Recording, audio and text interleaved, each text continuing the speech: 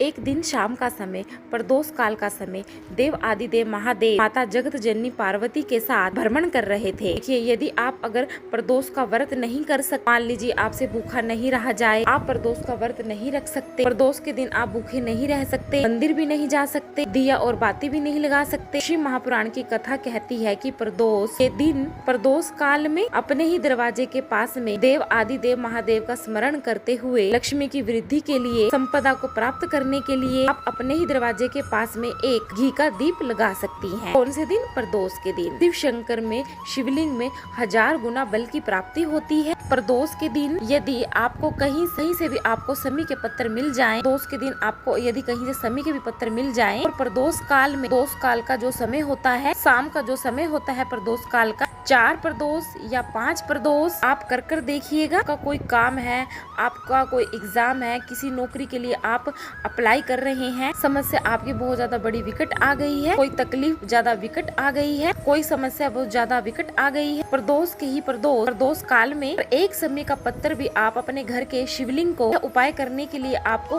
मंदिर के शिवलिंग में नहीं जाना। अपने ही घर में जो शिवलिंग है, चाहे वह स्फटिक का हो, चाहे वह पारद का हो, कंकर शंकर का हो, लकड़ी का हो, जो भी शिवलिंग आपके घर में, कांच का हो, चाहे वह नर्मदा के कंकर शंकर का हो, जो शिवलिंग हो, चाहे चांदी का हो, सोने का हो, तांबे का हो, जो भी शिवलिंग आपके पास में हो, एक समी पत्थर आप भगवान शंकर के शिवलिंग पर अर्पित करते हैं। फिर उस समी पत्थर को आप उठाकर रात्रि को 9:15 पर 9:15 का एक जो मुहूर्त होता है, एक समय होता है, जिस समय पर हम अपने मन की बात शिव शंकर को कहते हैं, 9:15 पर अगर आप समी पत्थर को उठाकर एक कागज में या एक कटोरी में या एक कपड़े में आप उसे लपेट कर उठाकर रखते हैं, 4 या 5 प्रदोष के उसके समी के पत्थर को आप अपने पास में उठाकर रखिए। आप जिस भी कार्य के लिए जा रहे हो, अपनी जेब में ऊपर के भाग में रख कर लेकर जाएं, आपका वह कार्य सफल होकर ही रहेगा। कोई उस कार्य को आपके रोक नहीं सकता। उस समी पत्थर में इतना बल होता है। प्रदोष का जो समी पत्थर होता है वह बड़ा ही बलवान होता है। क्या बलवान? 2 चीजें अपन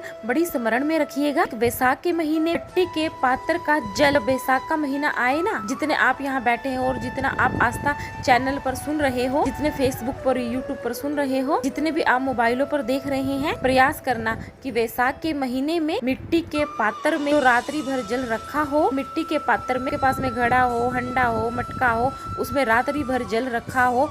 अगले दिन आप सुबह उसको तांबे के लोटे में डालकर जल को आप शिव शंकर को अर्पित करना शुरू कर दीजिए।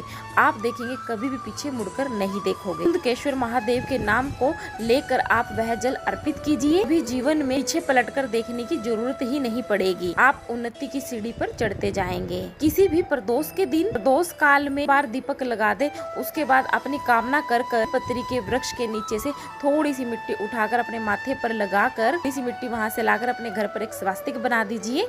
आपके घर में कभी भी धन की कमी नहीं होगी।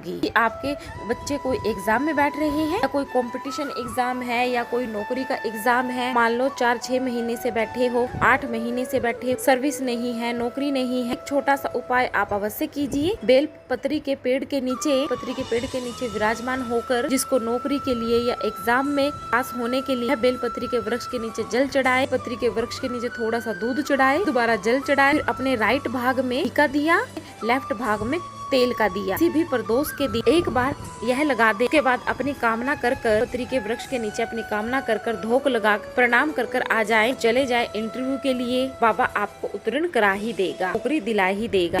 दिन रविवार की प्रदोष पड़े, उस दिन एक लाल वस्त्र में पीली सरसों रख कर अंदर या तो आप बबूल का कांटा रख दे, अगर बबूल का कांटा नहीं, फिर गुलाब का कांटा रख लीजिए। आपका कोई काम ऐसा है कि उसमें आपका पैसा आ ही नहीं रहा, बहुत घाटे पर घाटा जा रहा है, नुकसान बहुत हो रहा है, काम हो ही नहीं रहा, इस दिन रविवार की प्रदोष पड़े, दिन एक लाल वस्त्र में पीली सरसों रख कर उसको पोटली को आप शिव मंदिर का स्मरण कराकर शंकर भगवान का नाम लेकर, रुद्र भैरव जी का नाम होगा रुद्र भैरव महादेव शमशान में रहते हैं। शंकर जी का एक अवतार है रुद्र भैरव अवतार शमशान में रहता है। इस भैरव का काम क्या? शमशान की जो अग्नि होती है, चाहे भले गीली लकड़ी रहे, चाहे कोई पदार्थ डाले या ना डाले, थोड़ी देर में वह अग्नि रुर करके आवाज हल्की सी आती है। शमशान की जो लकड़ी जलती है उसमें एक आवाज आती है, वैसे कोई अग्नि जलाएंगे उसमें आवाज नहीं आएगी। बात का आप ध्यान देना। शमशान में जो लोग गए होंगे मुर्दा जलाने के लिए, अगर एकांत में बैठेंगे तो उसमें से आवाज आती है रुर। महापुराण कहती है उस सरसों को, उस कांटे को रुर भैरव का नाम लेकर जो व्यापार नहीं चल चल रहा है, दुकान नहीं चल रही है, व्यापार के सम्मुख में, उस दुकान के सम्मुख में उसको जला दिया जाता है। यह उपाय किया जाता है रवि प्रदोष के दिन। सुख का अभियान कराते हैं व्यापार या उन्नति के लिए, समृद्धि के लिए, लक्ष्मी के लिए। पर दारुक नाम का जो राक्षस है, यही कहना है कि मैं मरु ब्रह्मदेव